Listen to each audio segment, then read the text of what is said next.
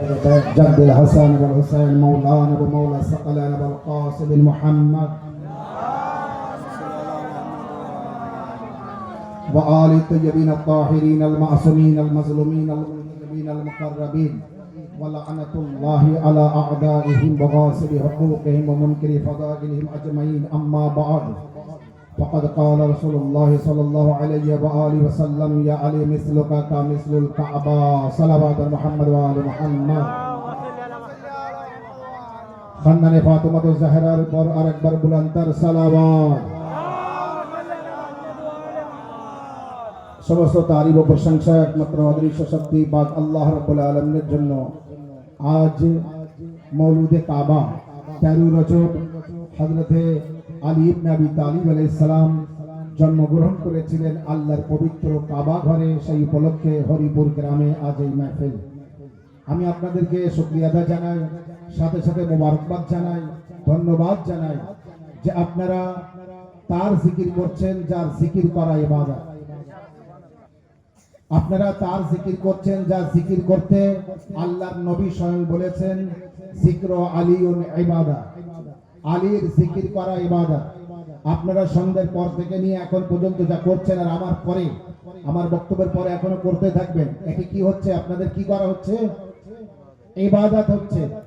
আলীর জিকির করা ইবাদত। কে বলেছেন? আমাদের কারুর বাপ দাদা বলেনি, যার কলেমা পড়ে মুসলমান তিনি বলেছেন।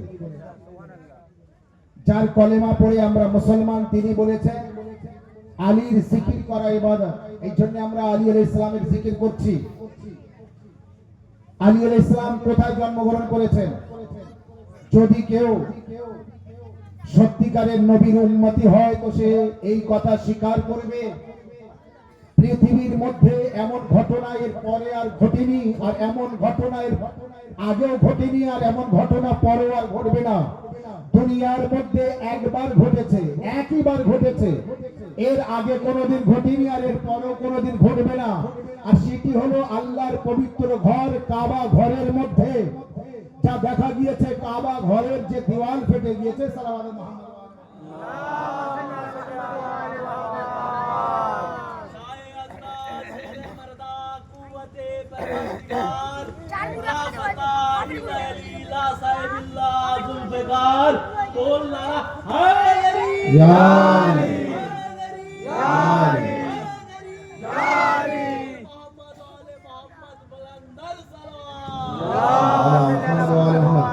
আমার আল্লাহ তাকাতে পারবো না। মাশাআল্লাহ। সালাওয়াত মুহাম্মদ ওয়া আলি মুহাম্মদ। আল্লাহ আপনাদের ভালো রাখুক, সাদ ও আবাদ রাখুক। আমার বেশি সময় বক্তব্য দেবেন। দেখুন, মিলাদের জাহান হলো গজল, শের, শায়রি, কবিতা। যেমন মাওলানা সাহেব বলছিলেন, একেবারে মধুর সুর, এত সুন্দর করতে পারে মাওলানা সাহেব, আমার জানা ছিল না, আজ জানতে পারলাম। খুব সুন্দর শের শায়রি তিনি করতে পারেন, আর আমার পরেও তিনি করবেন, এখনো করবেন। বাস আমার টাইম যেহেতু 9:30 ছিল, সেইটা অনেক দেরিতে আমি আপনাদের সামনে আসতে পেরেছি। কম সময়ের মধ্যে কিছুটা মাওলা আলী আলাইহিস সালামের জিকির করব। তো কাবা ঘরের মধ্যে কে জন্মগ্রহণ, দ্রুত আমি এগিয়ে যাব, আমার সাথে সাথে দেবেন। কাবা ঘরের মধ্যে কে জন্মগ্রহণ করেছে? মাওলা আলী। আমাদের প্রথম ইমাম। কাবা ঘরে কে জন্মগ্রহণ করেছে? আমাদের প্রথম ইমাম,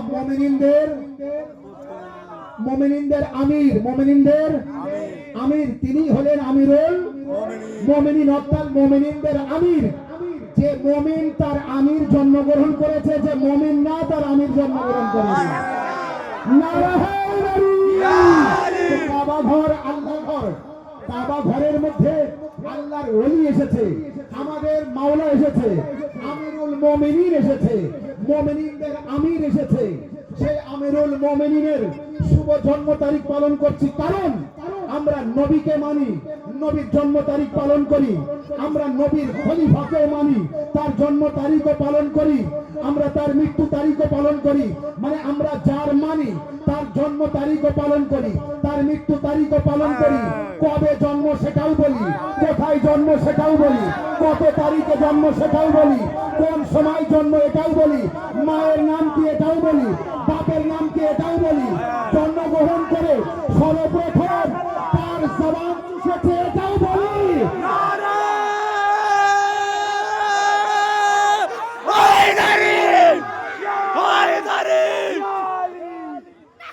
আমরা যাকে মানি তার পুরো হিস্ট্রি বলতে পারি, কারণ আমরা জানি জন্মগ্রহণ করেছে তো আল্লাহর ঘরে, চোখ খুলেছে তো নবীর হাতে এসে, সর্বপ্রথম কিছু খেয়েছে তো নবীর জবান চুষেছে।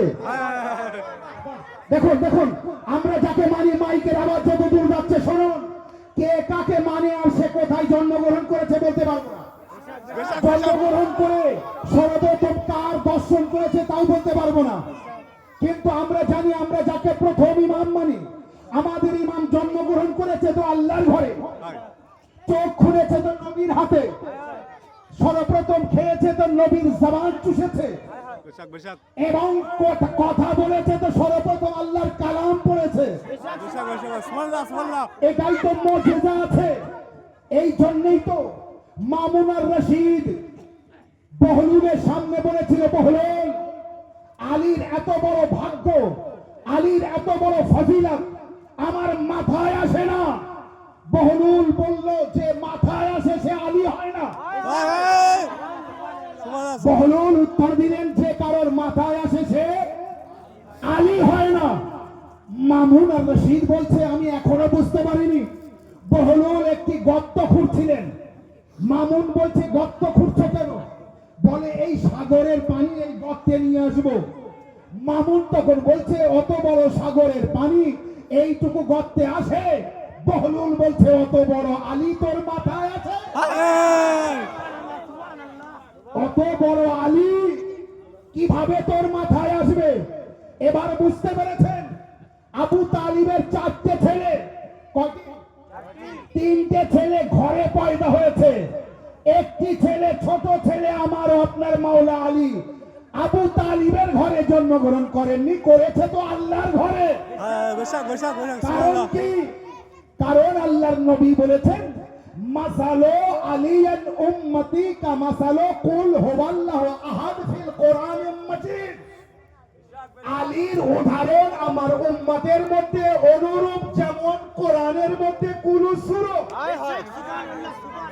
কোরআনে 114টি সূরার মধ্যে একটি সূরা আছে সূরা তাওহীদ, কুল হুয়াল্লাহু আহাদ। সব সূরার মধ্যে সব আলোচনা হয়েছে, কোন সূরার মধ্যে শুধুমাত্র আল্লাহর জিকির হয়েছে, অন্য কারোর হয়নি। আল্লাহর নবী বলছেন, যেমন কোরআনের মধ্যে কোন সূরা আমার উম্মতির মধ্যে তেমন আলী। এই জন্যই তো আবু তালিবের সব ছেলের জায়গা নিজের ঘরে হয়েছে, আলীর জায়গা আল্লাহর ঘরে হয়েছে। নারে হায়দারি,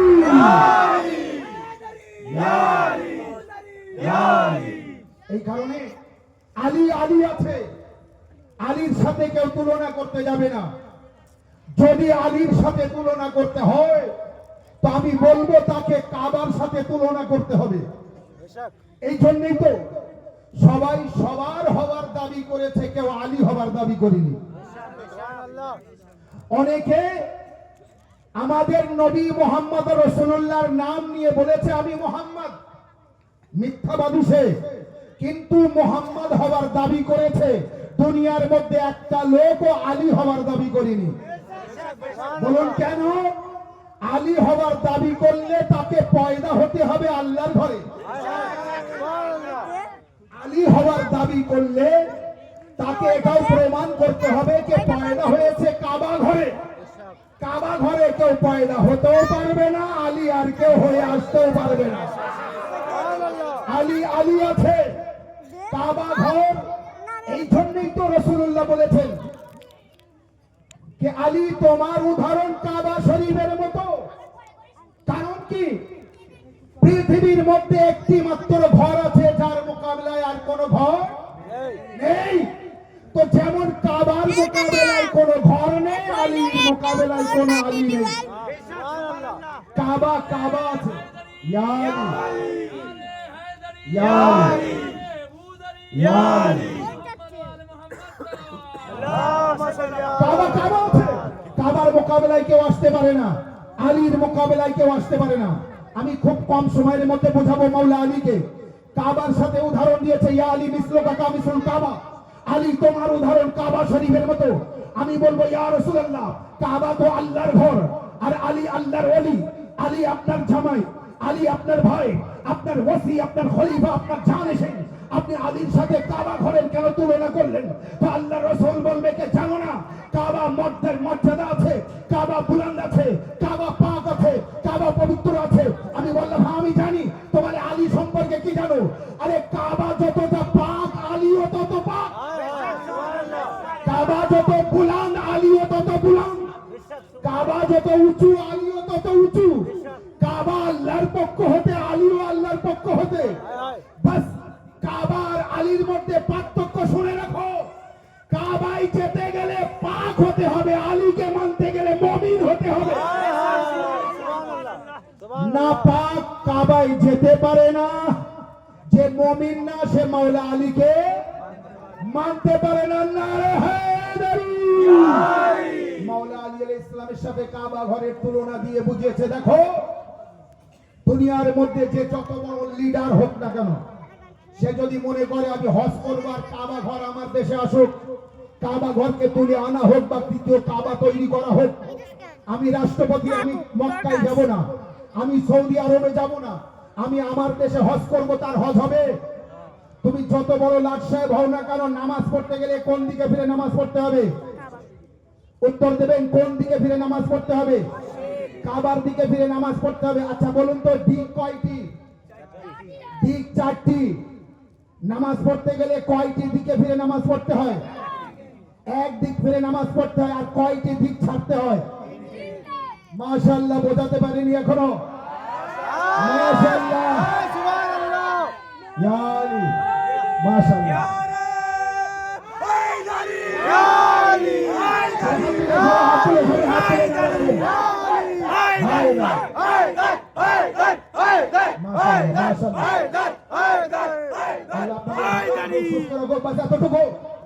চারটে দিক আছে। আল্লাহর নবী কাবার সাথে কেন উদাহরণ দিয়েছে মাওলা আলীকে? কাবার দিকে ফিরে ইবাদত করতে হবে, তিনটে দিক ছাড়তে হবে, একটা দিকের দিকে মুখ করতে হবে, তো নামাজ হবে, নতুবা নামাজ হবে না।